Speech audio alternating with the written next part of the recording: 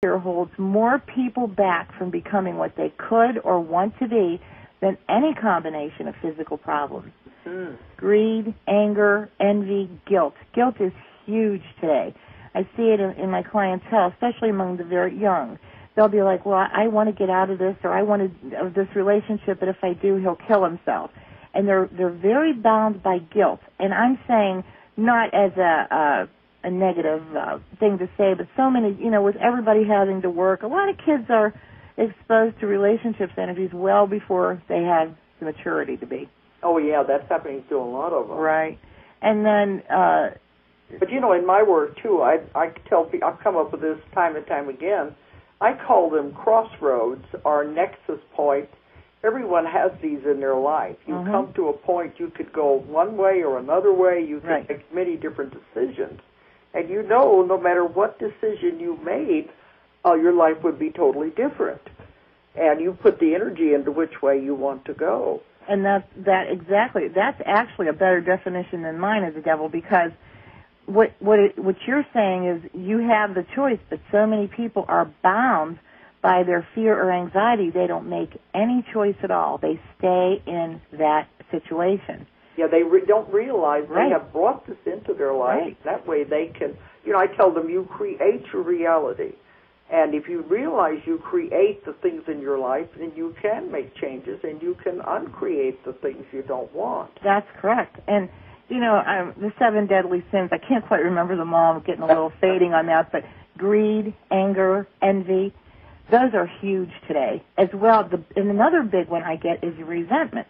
And I think that's why I was so, focused on writing the tarot for the 21st century, because one of the biggest ones is resentment. And where I'm seeing that, I'd say 90% of the time, is in divorcing couples. And, the game that everybody plays, and who's going to hurt who, and who's going to take this, and who's going to grab these kids up. And what they're doing is they're just creating this ton of negativity. Well, as a reader, and I believe all readers, if you want a reader, go to a truth sayer, that will say to you, listen, and not in a harsh way, everything's in the delivery. Listen, what you're doing here is you're creating all this negativity. Think how this is affecting your children. Think what they're learning, And a lot of people have actually changed direction in their life due to a tarot reading, if you have a reader that knows what he or she is doing. In a way, you're really like a psychologist, just because, it's the same thing I do. We work with people to try to understand their problems. Well, there was a radio show on in Cleveland, gosh, it must have been about 10 years ago, and it was I can't remember who it was some psychiatrist, and he said, for many of the problems that people seek psychiatry or psychology for, go to a good reader, because, and I actually have therapists who refer people to me, because they can't say, I can say whatever I want, because I'm not, and of course, they know I would never, ever hurt anybody, but they can't say, get your head out of the sand and get on with your life. They have to drag them through. I can say that, They have to be more tactful. Exactly, and you know me, I'm not too tactful. But, I know what you mean, because, they have to do it in a roundabout way, or they're not even supposed to give a lot of advice. Right. They always say, how do you feel? Well, it gets to the place where, somebody should just be telling them, and I actually have quite a few in my practice. I mean, my practice encompasses every occupation from, from professional people, regular, everyday, hardworking, down-to-earth people. Yeah. I don't do children. I don't do that. I don't either. I don't work with children. I think it's too influential, don't you think? I figure they're not ready for it, Besides, did you ever, though, come across a child that was, real tuned into another lifetime? Yeah, but I just don't like to work with the children on the hypnosis because I never know how it's going to affect them. Right. Well, and do you I think don't want to, to mess up their reality. Yeah, well, this is going off my tarot and back to you, but I just have this question.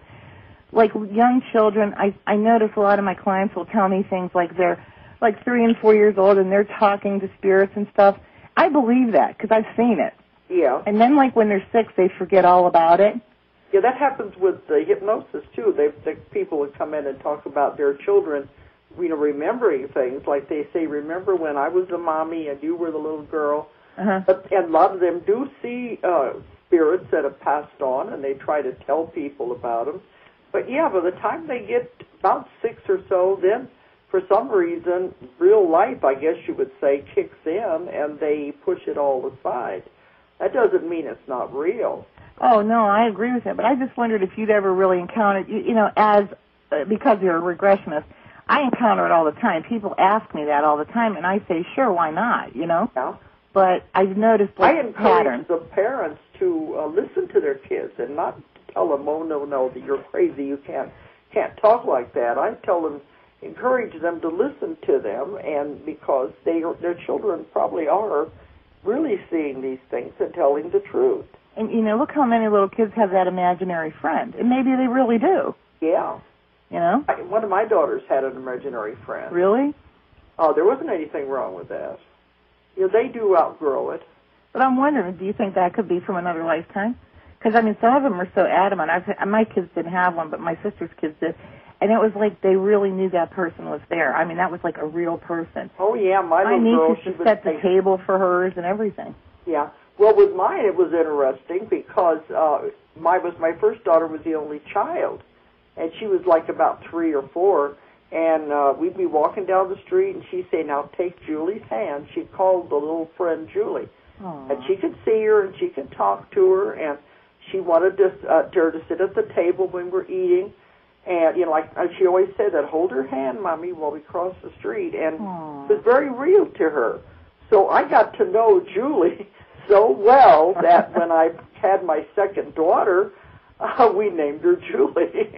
And she's and after that, my oldest daughter didn't see the imaginary friend anymore. So who knows? Well, that's what I'm saying. Maybe the two of them were spirits in another lifetime, and they came back to be together. It could have been the spirit of the second daughter was there already, and waiting to be born, and then the oldest daughter could see her. Who knows? Well, just for your listeners, FYI, Dolores has wonderful, wonderful daughters. And I've gotten pretty close to Julie, and she is a little will-o'-the-wisp spirit, isn't she? But, that's one explanation. Yeah, anyway. Sure, and it makes all kinds of sense. What made you just named it that way because Nancy wanted her to be named that, or you just thought, I'm gonna? No, because I got so used to hearing the name. Oh, yeah, it made it a lot easier, huh?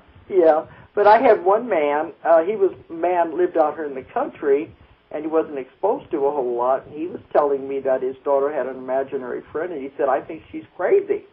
Aww. Oh, that's not the way to look at it like that. Because a lot of kids have that. It doesn't mean they're crazy. They can just see more than we as adults have shut all these things out. Metaphysical people, we look at people differently. Many times I've told people, especially kids that have been labeled like, oh, you're, what's that word they call them, ADD. I say, you're not ADD, you're just different. People they don't realize the harm labeling does. I'm pretty much of a liberal when it comes to all that stuff, and I love the Indigo Children. Have you read it? Oh, yeah, I know some people who have written those books. Yeah, oh, yeah. But, yeah, I forgot who I was talking to. You know everybody. I don't either, and I certainly don't agree with putting them on Ritalin. That, to me, is horrible. But there's just, people think because you're outside the box that you're, that there's something wrong with you. I remember, all my life, I always knew what was going to happen. I did.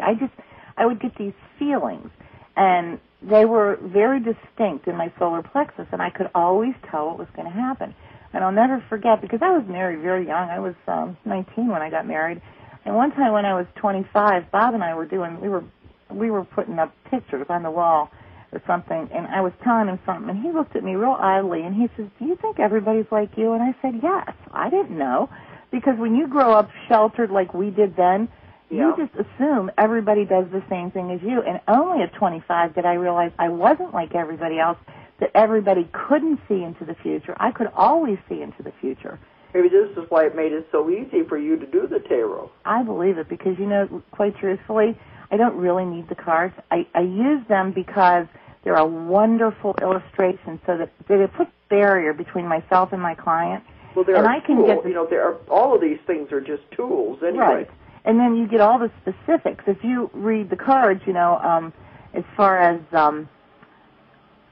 looking at them, you can actually pull out a card and say to somebody, see this card? I'll use the Seven of Swords, for instance. In the Universal Weight deck, it pictures a man kind of looking over his shoulder, and he's got, like he's kind of slipping away. It looks like he's stealing. Yeah, that card to me has always been hard to interpret. And now, see, to me, it's one of my favorites because you interpret the swords three ways. You interpret them physically, mentally, spiritually. Physically, somebody's going to steal from you, or vice versa. Mentally, somebody's like taking your power, or taking, like at work, say you work for the boss and you come up with everything and he takes all the credit, like that. Oh, yeah. Mm-hmm. And spiritually, you're allowing people to steal your spirituality, to lead you down a path, or doing it to yourself, actually.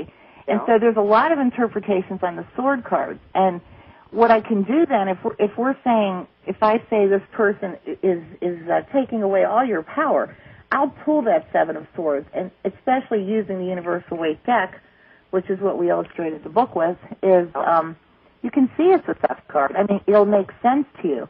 And then you look what's next to it and what the story's telling you. And it's amazing what you learn about people. And a tool for me as well as for them, because when it's laid out, I'm able to do time frames and descriptions, etc. And I wouldn't be surprised if you might have had a past life as a gypsy or someone who used the tarot were able to see the future because, like you said, it came so easy for you. Well, I had this vision one time. It was the first time I opened the deck. I don't think I told you this. The first time that I opened a deck of cards, I was flashed away from this library, and I was in a white place. All I know is it was white. And I looked down, and you know how when you sit, you can only see your lap? That's all I could see of myself. And I had a dress on, a long dress, and it was kind of a very coarse, I shouldn't say coarse color. It was a tightly woven cloth, but it was like a coarse color, like a purplish that's not like we would have today. Yeah. And there was a table in front of me, and it was very ornate, and there was 2 golden chairs, but I couldn't see anything but my own little spot there. And there were cards on the table, but they were not my cards, not like what I had. They had little symbols on them. Yeah. So I knew my name, and it was Rama. And I'm like, okay. And I flashed out of that picture, and I thought, what the heck was that? It was almost frightening to me.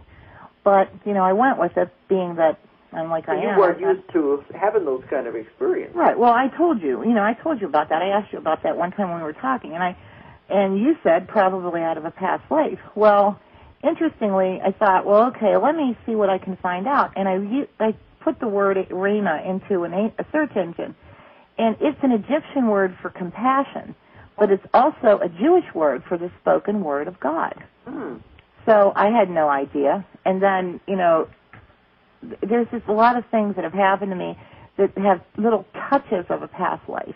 But maybe that was one of them because, I don't know, everybody tells me when I read their cards, and I've read so many of them, I'm just a natural at it. I just know what they mean. Without even blinking an eye, I know what they're saying. Yeah, because with becoming that natural to you, I found that in a lot of people, when any kind of a talent, just suddenly they just know how to do it. Yeah. I've done sessions, we trace it back to past lives because they've done it before, and that's why it's so natural to them because they've already experienced it. And what I also find kind of interesting is I was always an attention deficit child. I was intelligent, but I was bored very easily. That's what I tell their parents. All it is they're bored. Right. There's something else to do that'll challenge them. And when I worked in the library, I did it for 20-some years, and I liked it, but I didn't love it. I love to read cards because every client is different, all the stories are different, and it's actually almost like I'm in it with them. And I've had some clients, they've been coming to me for years. You build like any business, you build like what you do, whatever we call what we do. We build a following. Yeah. But I wanted to talk, if you